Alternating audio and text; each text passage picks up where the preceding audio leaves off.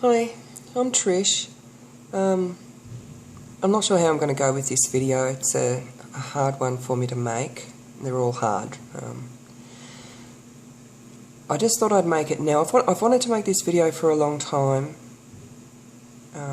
about the struggles I have with depression and anxiety and fibromyalgia, and I've got a lot of back pain and problems with my knees and my shoulder and my hips and everything.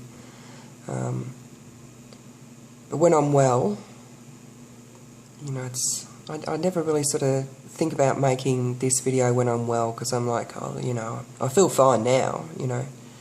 So I thought now, while I'm feeling pretty crap, would be a good time to make it.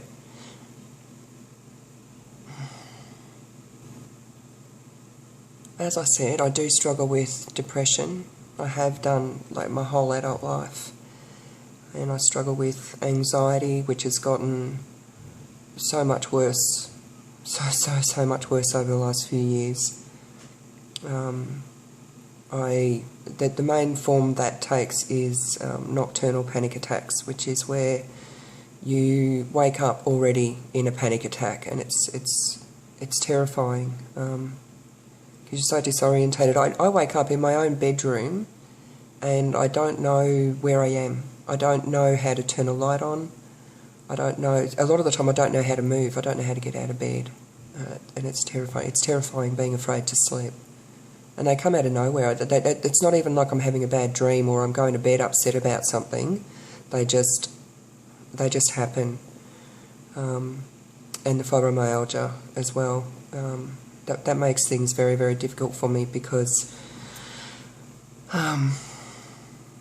fibromyalgia, and I'm sorry, this video is probably going to be so scattered and so all over the place, because that's where my headspace is at the moment. The fibromyalgia, in case you don't know anything about it, it's like having chronic fatigue, and it's like arthritis, but not in your bones. It's in your like in your joints and your your tendons and your ligaments and your muscles. It's like arthritis of your muscles and connective tissues. So I do get very tired from it. And all those things, the depression, the anxiety, the fibromyalgia, they're all made worse by stress. So I need to keep my life as stress-free as possible. And it's not even, when I say stress, I don't mean just bad stress. I mean any stress, even good stress. Like I have gotten so sick over organising birthday parties for my kids, you know, that sort of thing. And that's good, happy stress. Fibromyalgia as well is exercise intolerant, which is that's really hard, because depression and anxiety benefit so much from exercise, regular exercise, but I can't exercise enough to help the depression and the anxiety as much as I would like to. I can't exercise enough to keep myself as fit and strong as I would like. I'm pretty fit and strong now, but I would like to be much fitter, much stronger. So I'm constantly trying to find that balance between too much exercise and not enough exercise. At the moment, I've been doing too much. And when I say doing too much, I was involved in and it was really, really fun. I was a zombie for this Fright Night zombie apocalypse thing in a maze. But the stress from that has made me so sick, so very sick. It went over like 3 weeks, because like 1 week I had to drive, and it was up in Hillsville, and I live on the Mornington Peninsula, so it was about an hour and a quarter's drive, and that's too far for me, because it hurts my back to drive that far. So I had to drive up to Hillsville, and you know, be fit out for costuming and all that sort of thing, and have like a bit of a meeting, bit of a rundown on what happens for the night. Because I've never been a zombie before. I'm not an actor. It's to do that sort of thing is so far out of my comfort zone. It's very stressful for me. And then the next week we all went up there and we had like a rehearsal run through, and friends and family came through. And it wasn't really physically hard. I was a zombie in a maze and just had to scare people as they came through. But it meant that I was on my feet for, I think, about 3 hours the first week, and just, you know, having to drive up there and getting makeup done and all the rest of it. And then, you know, so for the next week I was really stressed, worried that I didn't do a good job, worried that I was a shit zombie, worried that, because, you know, my brain, I'm pretty sure works differently to most other people. I was so stressed that I did a really shit job of being a zombie, but people were being really nice to me and saying I did a good job because they felt sorry for me because I was the shittest zombie. That's crazy thinking, but that's what goes on, and that's stressful. And then I went up again this weekend on Halloween, and I was meant to be burned at the stake, and as it turned out, I couldn't do that because the fire was just too close and too big for my comfort level, and with what I was wearing, I was very worried that I would catch on fire. So they got someone else to do that, and so I had to be a zombie. But this week I was a zombie in the bush, and I was. I don't like to let my fibromyalgia hold me back. I just want to be a normal girl, and so every now and then I, you know, do things to make me feel like a normal girl, and then I get torn. Should I do this? Shouldn't I do it? Should I just sit at home on my couch for the rest of my life and do nothing, or just go out and be involved, but then know that I'm going to... And the way I'm feeling today, this stress and this fibromyalgia flare-up, that's not just for today. I will be like this for weeks now. It's going to impact me, maybe even for months if I can't get enough rest. This is what I go through, and people ask me, why don't you work? Are you sure there's not a job you can do?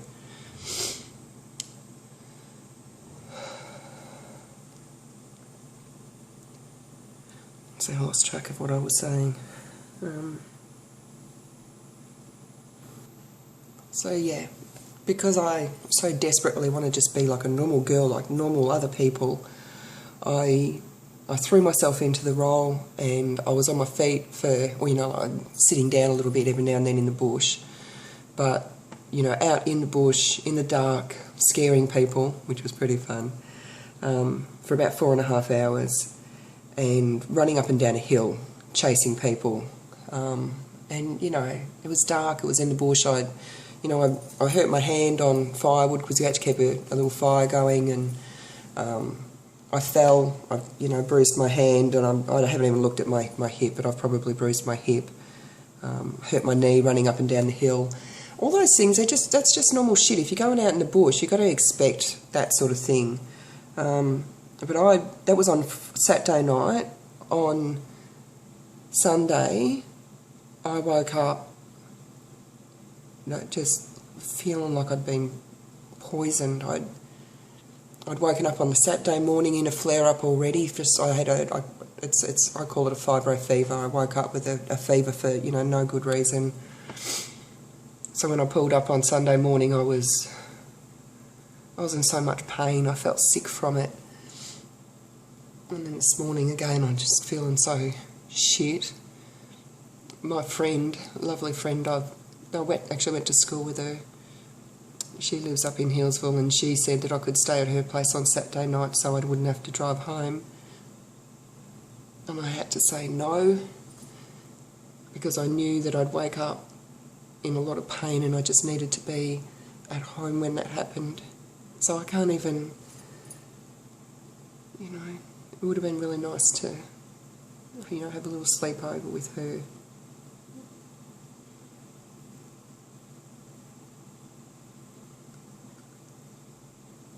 Anyway, you're probably wondering how all this relates to this whole weight loss story. It makes it really difficult to keep going, because it's, people say, weight loss surgery is easy. No, it's not. You've got to fight it every single day. You've got to think about every single thing you put in your mouth. You've got to exercise. You've got to be really strict with yourself. And when you're fighting depression, and even when I'm not in a depression, and I've been very low now for weeks, just a persistent low, and for no reason. My depression, they call it an endogenic. I think they call it severe endogenic depression. And anyway, it just means that there's no good reason for it. No one's died, no one's lost a job, no one's lost a boyfriend or anything like that. It's just I get depressed for no reason. So then when my mood is low and I sit here and I think, why am I feeling like this? Why am I depressed? And then there's no reason for it. That's awful. So, then I just got to try to look after myself and just write it out. But I know that every now and then, that persistent low can sometimes drop, and that's where I am at the moment. And I'll come good again. I've just got to look after myself. And then the anxiety doesn't help. I really hate the anxiety, the panic attacks, and although I am getting a better grip on those, I think I am. And then the fibromyalgia, it's a bitch. It really is. And because I can't exercise as much as I would like to, and I'm fighting anxiety. I'm not sleeping well at times. I'm either depressed or fearing the next depression, trying to keep my life as stress-free as possible, and still trying to put on a happy smiling face for the world, because no one wants to be around a depressed person. I just want people to know that I get a lot of messages from people saying, oh my God, you're so brave, you're so inspirational, and I really look up to you, and I just don't want to paint this picture of me being this perfect person who's like some, poster girl for weight loss. I have done really well. I was 170 kilos. That's massive. I got down to about 82 point something. This morning I'm 89.5. That is half a kilo over my upper maintenance level at the moment. Now, I'm not having a panic attack over that. I know that's because I haven't been eating well, because I haven't been feeling well, because I've been so fucking hungry. And that's the depression and the anxiety and the tiredness and just not having the energy to fight that, not having the energy to go, just don't eat. You don't need to eat. You've eaten plenty to eat. It's so fucking hard. So I know that I'm struggling now, and I don't want people looking at me thinking that I'm perfect, and that if they can't be perfect like me, that they can't do it. I'm just like everyone else. I struggle. I don't want people to only see all the good shit that I do. I need people to understand that even those of us who have done really, really well, and I have done really well, I'm like half what I used to weigh, plus 4.5 kilos. But I've fallen off the wagon so many times. I think the difference between people who do really well and those who don't do really well, or those who do really well and then just fall off the wagon and then just never get back on again. It's okay to fall off the wagon. It's okay to sometimes really get off track. This obesity, it's an illness. We have to fight it forever, and I don't think there's anyone who can fight it 100% perfectly 100% of the time. So there are times when I don't drink 2 litres of fluid a day. Weeks can go by when I only have 1 litre a day, because I just can't be bothered. I cannot be bothered, going to all the effort of drinking all that fluid. I just get really relaxed with it. There are times when I don't eat so well, like I'll eat just too much shit. I eat bread too much, or I don't even know. Like, I'll be really relaxed with stuff and I'll have sugar or carbs or whatever. I have to say, though, that I do still always eat well, but I let, like, extra shit, come back in. There's times when, because of the fibromyalgia, I don't exercise as much as I'd like to. But having said that, I do still get to the gym at least twice a week. Bare minimum, twice a week. I'm not going to beat myself up for all the times that I'm not perfect, or that I'm, not the poster girl. because I'm not perfect. I'm just like everyone else, and I don't want people to feel intimidated by me and to look and go, oh, shit, she's got all her shit together. How can I possibly do what she's done? That's too hard. I could never be like her. You are like me. Everyone, I'm not, there's nothing special about me.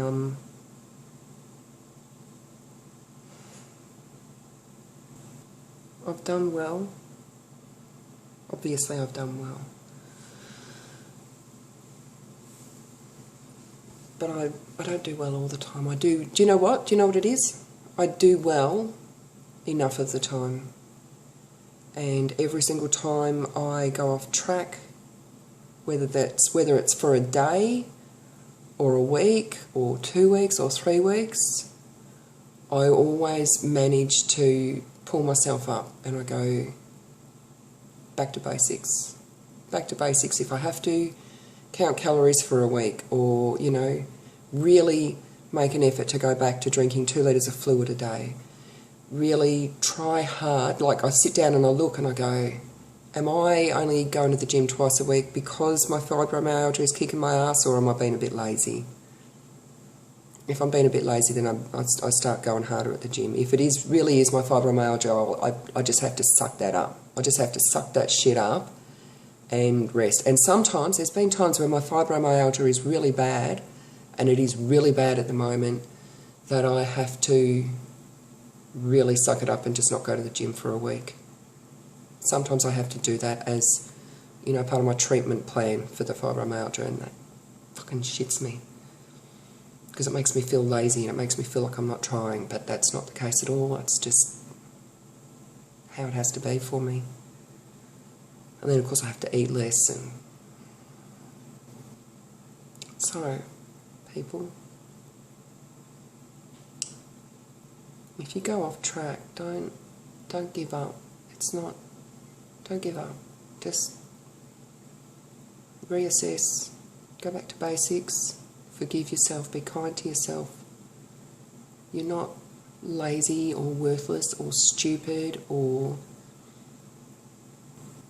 just get back on. Get back on and keep going.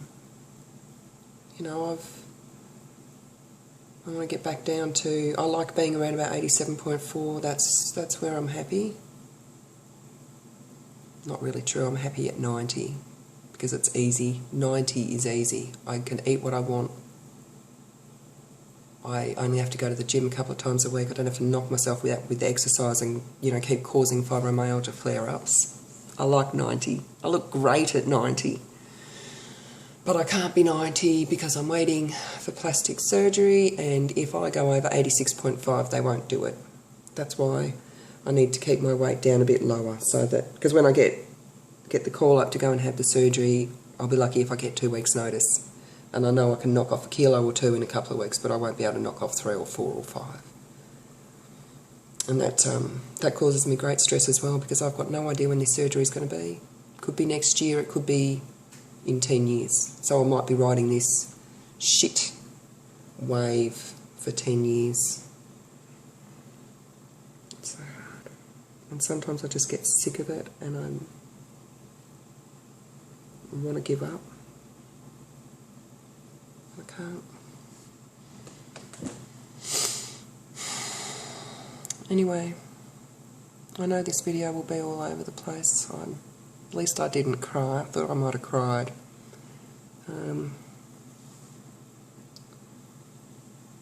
So I'm sorry that it's all over the place. And as usual, every single video I make, as I'm making it, I'm thinking, this is just so jumbled and I'm just talking so fast and I'm not making any sense, and I'm going to watch this back and just have to delete it all. But somehow, every single time it all comes together. Editing is my friend. So hopefully I can do something with this video. Hopefully I got my message across. I'm so scattered, I don't even know what my message is. So I just believe it's important for me to be honest and not just sugarcoat everything, and let people know that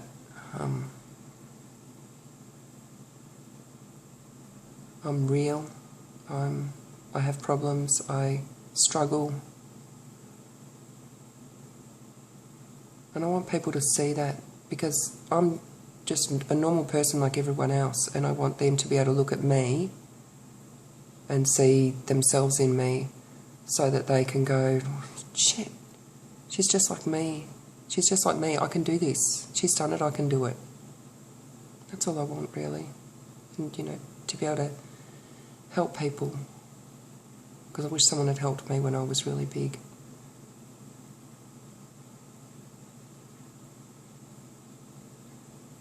Yeah, that's all. And I promise my next video will be happier. I promise. It might be a little while because I'm feeling pretty shit, but there will be more and I will be happier.